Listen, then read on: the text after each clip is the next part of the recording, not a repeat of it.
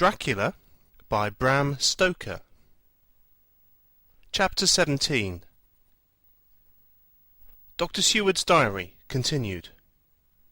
When we arrived at the Berkeley Hotel, Van Helsing found a telegram waiting for him. "Am coming up by train. Jonathan at Whitby. Important news. Mina Harker." The Professor was delighted. "Ah, that wonderful Madam Mina," he said. "Pearl among women. She arrive, but I cannot stay. She must go to your house, friend John. You must meet her at the station. Telegraph her en route, so that she may be prepared." When the wire was dispatched, he had a cup of tea. Over it, he told me of a diary kept by Jonathan Harker when abroad, and gave me a typewritten copy of it, as also of Mrs. Harker's diary at Whitby. "Take these," he said, "and study them well.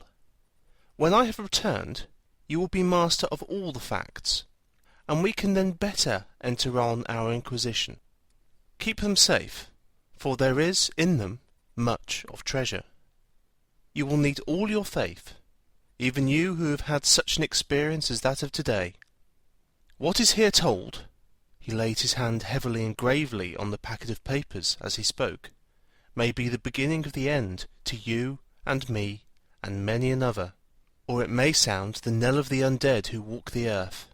Read all, I pray you, with the open mind, and if you can add in any way to the story here told, do so, for it is all important. You have kept a diary of all these so strange things, is it not so?" "Yes." "Then we shall go through all these together when we meet." He then made ready for his departure, and shortly drove off to Liverpool Street. I took my way to Paddington, where I arrived about 15 minutes before the train came in. The crowd melted away after the bustling fashion common to arrival platforms, and I was beginning to feel uneasy lest I might miss my guest, when a sweet-faced, dainty-looking girl stepped up to me, and after a quick glance said, "Dr. Seward, is it not?" "And you are Mrs. Harker," I answered at once, whereupon she held out her hand. "I knew you from the description of poor dear Lucy, but—" She stopped suddenly, and a quick blush overspread her face. The blush that rose to my own cheeks somehow set us both at ease, for it was a tacit answer to her own.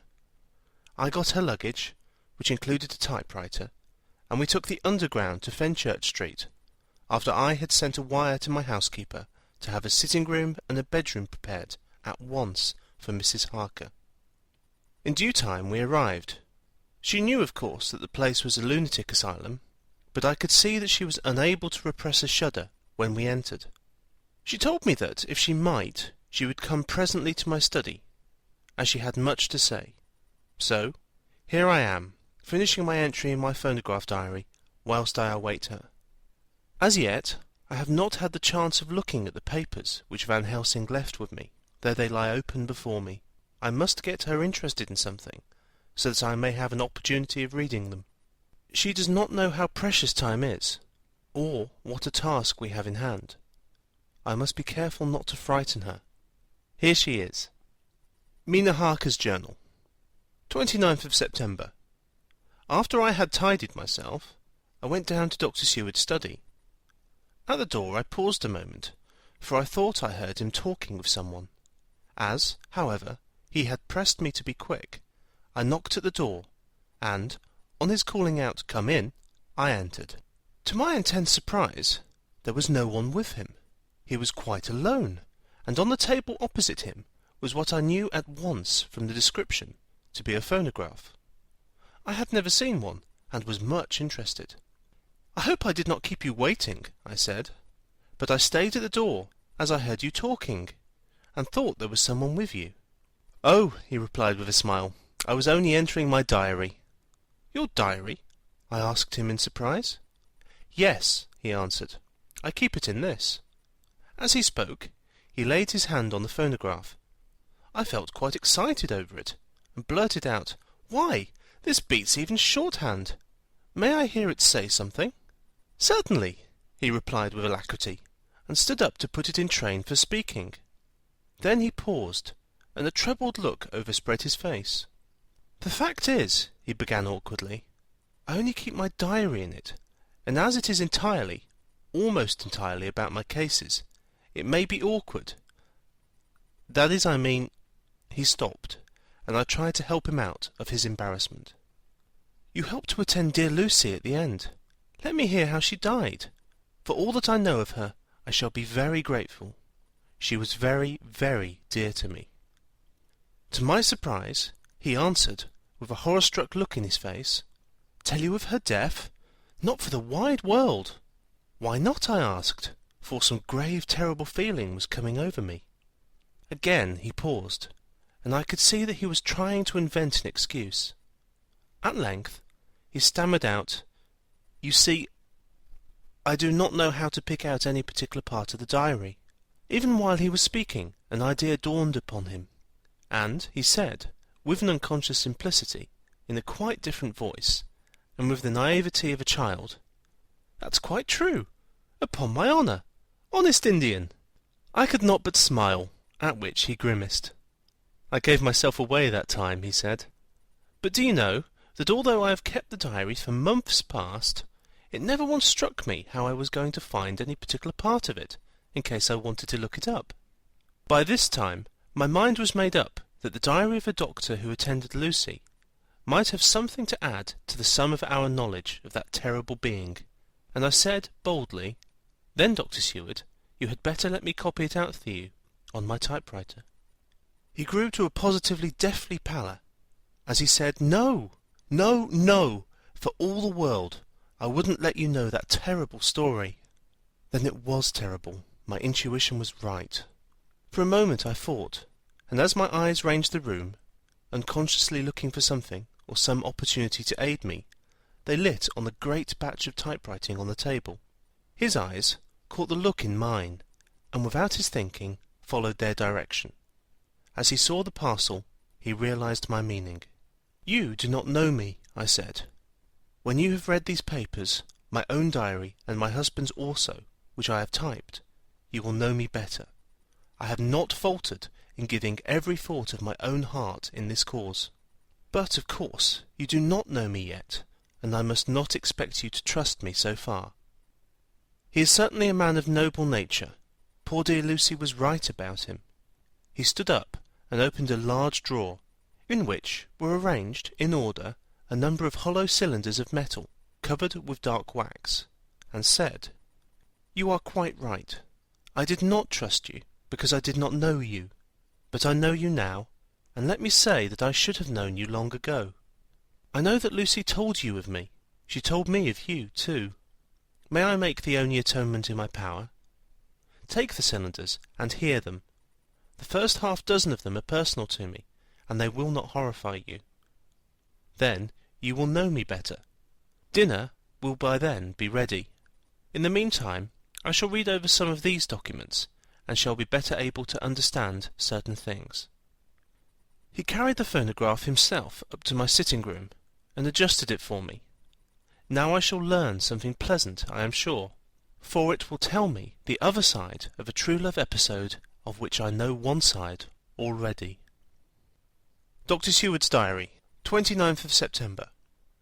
I was so absorbed in that wonderful diary of Jonathan Harker, and that other of his wife, that I let the time run on without thinking. Mrs. Harker was not down when the maid came to announce dinner, so I said, "She is possibly tired. Let dinner wait an hour," and I went on with my work. I had just finished Mrs. Harker's diary when she came in. She looked sweetly pretty, but very sad, and her eyes were flushed with crying. This somehow moved me much.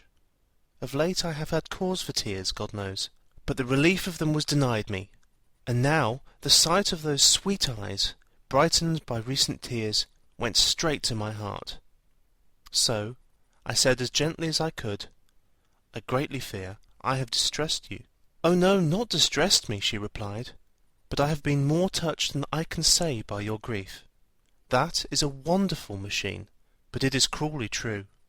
It told me, in its very tones, the anguish of your heart. It was like a soul crying out to Almighty God. No one must hear them spoken ever again. See, I have tried to be useful. I have copied out the words on my typewriter, and none other need now hear your heartbeat as I did. No one need ever know, shall ever know, I said in a low voice. She laid her hand on mine and said, very gravely, "Ah, but they must." "Must? But why?" I asked. "Because it is a part of the terrible story, a part of poor Lucy's death and all that led to it. Because, in the struggle which we have before us to rid the earth of this terrible monster, we must have all the knowledge and all the help which we can get. I think that the cylinders which you gave me contained more than you intended me to know. But I can see that there are, in your record, many lights to this dark mystery. You will let me help, will you not? I know all up to a certain point, and I see already, though your diary only took me to the 7th of September, how poor Lucy was beset, and how her terrible doom was being wrought out. Jonathan and I have been working day and night since Professor Van Helsing saw us. He has gone to Whitby to get more information, and he will be here tomorrow to help us. We need to have no secrets amongst us. Working together, and with absolute trust, we can surely be stronger than if some of us were in the dark." She looked at me so appealingly, and at the same time manifested such courage and resolution in her bearing, that I gave in at once to her wishes. "You shall," I said, "do as you like in the matter. God forgive me if I do wrong. There are terrible things yet to learn of, but if you have so far travelled on the road to poor Lucy's death, you will not be content, I know, to remain in the dark. Nay, the end, the very end, may give you a gleam of peace. Come, there is dinner. We must keep one another strong for what is before us. We have a cruel and dreadful task. When you have eaten, you shall learn the rest, and I shall answer any questions you ask, if there be anything which you do not understand, though it was apparent to us who were present." Mina Harker's Journal, 29th of September. After dinner, I came with Dr. Seward to his study. He brought back the phonograph from my room, and I took a chair and arranged the phonograph so that I could touch it without getting up, and showed me how to stop it in case I should want to pause. Then he very thoughtfully took a chair, with his back to me, so that I might be as free as possible, and began to read. I put the forked metal to my ears and listened. When the terrible story of Lucy's death, and all that followed, was done, I lay back in my chair, powerless. Fortunately, I am not of a fainting disposition. When Dr. Seward saw me, he jumped up with a horrified exclamation, and, hurriedly taking a case bottle from the cupboard, gave me some brandy, which, in a few minutes, somewhat restored me. My brain was all in a whirl, and only that there came through all the multitude of horrors the holy ray of light that my dear Lucy was at last at peace, I do not think that I could have borne it without making a scene. It is all so wild and mysterious and strange, that if I had not known Jonathan's experience in Transylvania, I could not have believed. As it was, I didn't know what to believe, and so got out of my difficulty by attending to something else. I took the cover off my typewriter, and said to Dr. Seward, "Let me write this all out now. We must be ready for Dr. Van Helsing when he comes. I have sent a telegram to Jonathan to come on here when he arrives in London from Whitby. In this matter, dates are everything, and I think that if we get all of our material ready, and have every item put in chronological order, we shall have done much. You tell me that Lord Godalming and Mr. Morris are coming too. Let us be able to tell them when they come." He accordingly set the phonograph at a slow pace, and I began to typewrite from the beginning of the 17th cylinder. I used manifold, and so took 3 copies of the diary, just as I had done with the rest. It was late when I got through, but Dr. Seward went about his work of going his round of the patients. When he had finished, he came back and sat near me, reading, so that I did not feel too lonely whilst I worked. How good and thoughtful he is! The world seems full of good men, even if there are monsters in it. Before I left him, I remembered what Jonathan put in his diary of the Professor's perturbation at reading something in an evening paper at the station at Exeter. So, seeing that Dr. Seward keeps his newspapers, I borrowed the files of the Westminster Gazette and the Pall Mall Gazette, and took them to my room. I remember how much the Daily Graph and the Whitby Gazette, of which I had made cuttings, had helped us to understand the terrible events at Whitby when Count Dracula landed. So I shall look through the evening papers since then, and perhaps I shall get some new light. I am not sleepy, and the work will help to keep me quiet. Dr. Seward's Diary, 30th of September. Mr. Harker arrived at 9 o'clock. He got his wife's wire just before starting. He is uncommonly clever, if one can judge from his face, and full of energy. If this journal be true, and judging by one's own wonderful experiences it must be, he is also a man of great nerve. That going down to the vault a second time was a remarkable piece of daring. After reading his account of it, I was prepared to meet a good specimen of manhood, but hardly the quiet, business-like gentleman who came here today. Later, after lunch, Harker and his wife went back to their own room, and as I passed a while ago, I heard the click of the typewriter. They are hard at it. Mrs. Harker says that they are knitting together in chronological order every scrap of evidence they have. Harker has got the letters between the consignee of the boxes at Whitby and the carriers in London who took charge of them. He is now reading his wife's transcript of my diary. I wonder what they will make out of it. Here it is.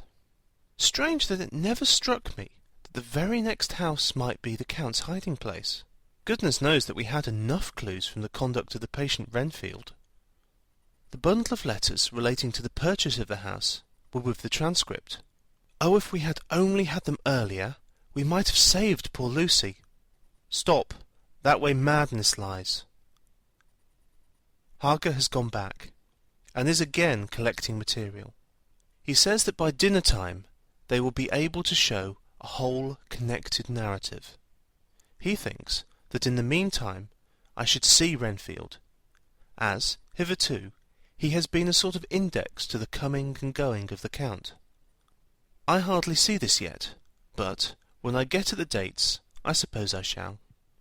What a good thing that Mrs. Harker put my cylinders into type. We never could have found the dates otherwise. I found Renfield sitting placidly in his room, with his hands folded, smiling benignly. At the moment he seemed as sane as any one I ever saw. I sat down and talked with him on a lot of subjects, all of which he treated naturally.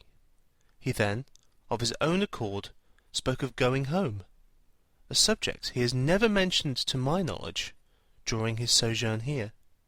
In fact, he spoke quite confidently of getting his discharge at once. I believe that had I not had the chat with Harker and read the letters and the dates of his outbursts, I should have been prepared to sign for him after a brief time of observation. As it is, I am darkly suspicious. All those outbreaks were in some way linked with the proximity of the Count. What then does this absolute content mean? Can it be that his instinct is satisfied as to the vampire's ultimate triumph? Stay. He is himself Zoophagous, and in his wild ravings outside the chapel door of the deserted house, he always spoke of Master. This all seems confirmation of our idea. However, after a while I came away. My friend is just a little too sane at present to make it safe to probe him too deep with questions. He might begin to think, and then... So I came away. I mistrust these quiet moods of his, so I have given the attendant a hint to look closely after him, and to have a straight waistcoat ready in case of need. Jonathan Harker's Journal, 29th of September, in train to London. When I received Mr. Billington's courteous message that he would give me any information in his power, I thought it best to go down to Whitby and make, on the spot, such inquiries as I wanted. It was now my object to trace that horrid cargo of the Count's to its place in London. Later we may be able to deal with it. Billington Junior, a nice lad, met me at the station and brought me to his father's house, where they had decided that I must spend the night. They are hospitable, with true Yorkshire hospitality, give a guest everything, and leave him to do as he likes. They all knew that I was busy, and that my stay was short, and Mr. Billington had ready, in his office, all the papers concerning the consignment of boxes. It gave me almost a turn to see again one of the letters which I had seen at the Count's table, before I knew of his diabolical plans. Everything had been carefully thought out, and done systematically and with precision. He seems to have been prepared for every obstacle which might be placed by accident in the way of his intentions being carried out. To use an Americanism, he had taken no chances, and the absolute accuracy with which his instructions were fulfilled was simply the logical result of his care. I saw the invoice and took note of it. 50 cases of common earth to be used for experimental purposes. Also, the copy of the letter to Carter Paterson, and their reply. Of both these I got copies.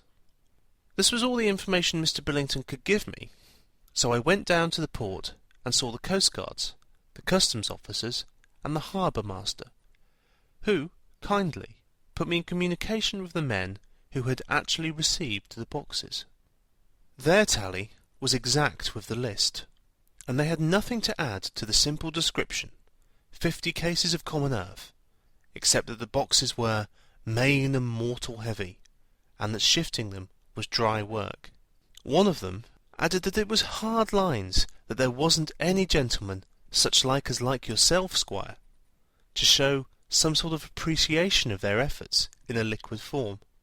Another put in a rider that the first then generated was such that even the time which had elapsed had not completely allayed it. Needless to add, I took care before leaving to lift, forever and adequately, this source of reproach. 30th of September.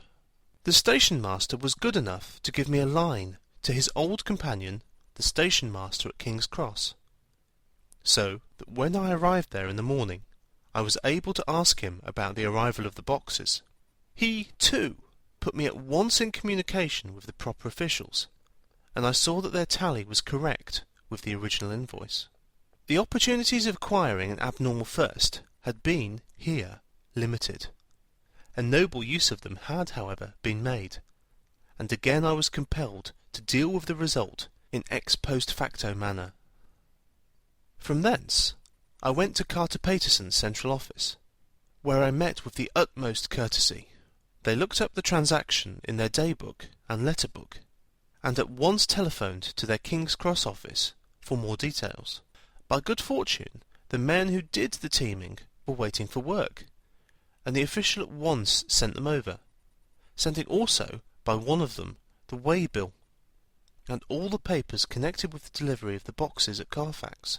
Here again I found the tally agreeing exactly. The carrier's men were able to supplement the paucity of the written words with a few more details. These were, I shortly found, connected almost solely with the dusty nature of the job, and the consequent thirst engendered in the operators. On my affording an opportunity, through the medium of the currency of the realm, of the allaying at a later period this beneficial evil, one of the men remarked, "That 'ere house, governor, is the rummiest I ever was in.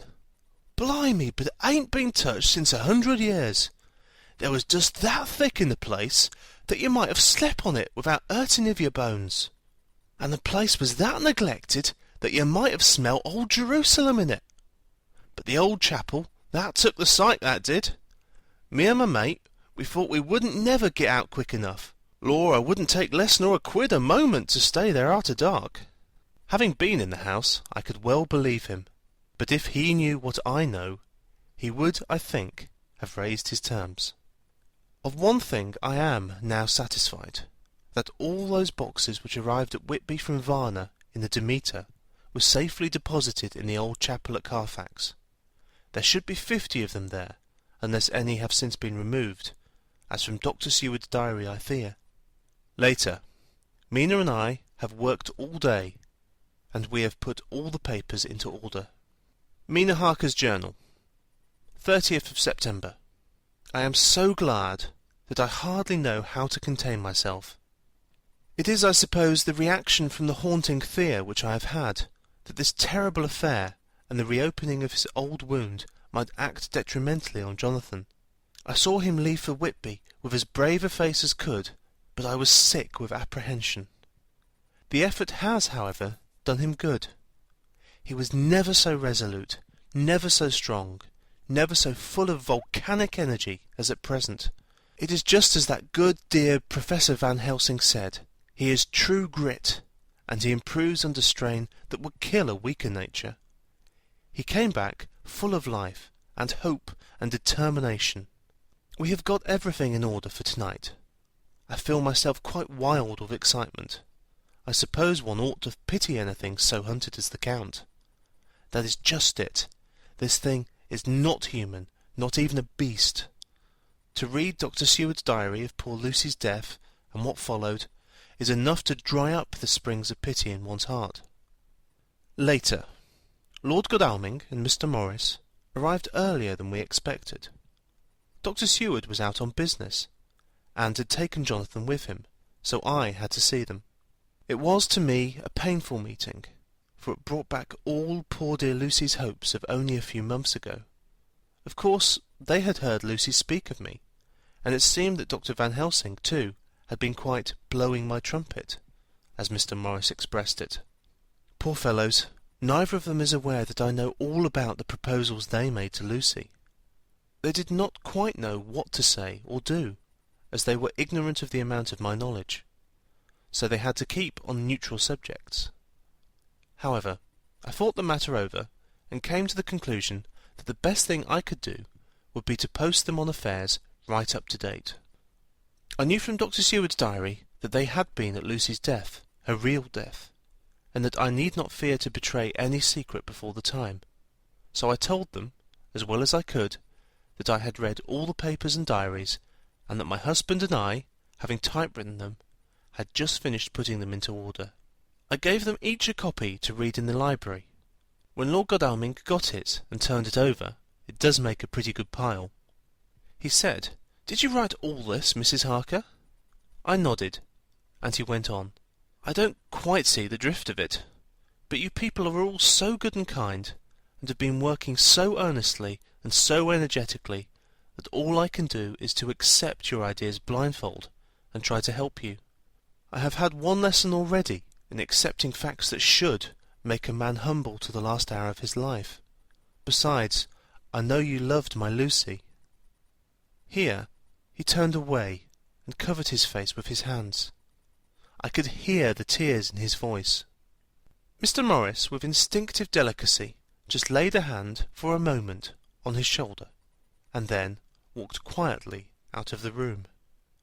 I suppose there is something in a woman's nature that makes a man free to break down before her and express his feelings on the tender or emotional side, without feeling it derogatory to his manhood. For, when Lord Godalming found himself alone with me, he sat down on the sofa and gave way utterly and openly. I sat down beside him and took his hand. I hope he didn't think it forward of me, and that if he ever thinks of it afterwards, he will never have such a thought. There I wrong him. I know he never will. He is too true a gentleman. I said to him, for I could see that his heart was breaking, "I loved dear Lucy, and I know what she was to you, and what you were to her. She and I were like sisters, and now she is gone. Will you not let me be like a sister to you in your trouble? I know what sorrows you have had, though I cannot measure the depth of them. If sympathy and pity can help in your affliction, won't you let me be of some little service, for Lucy's sake?" In an instant the poor dear fellow was overwhelmed with grief. It seemed to me that all that he had of late been suffering in silence found a vent at once. He grew quite hysterical, and, raising his open hands, beat his palms together in a perfect agony of grief. He stood up, and then sat down again, and the tears rained down his cheeks. I felt an infinite pity for him, and opened my arms unthinkingly. With a sob, he laid his head on my shoulder and cried like a wearied child, whilst he shook with emotion. We women have something of the mother in us that makes us rise above smaller matters when the mother spirit is invoked. I felt this big sorrowing man's head resting on me, as though it were that of a baby that some day may lie on my bosom, and I stroked his hair as though he were my own child. I never thought at the time how strange it all was. After a little bit, his sobs ceased, and he raised himself with an apology, though he made no disguise of his emotion.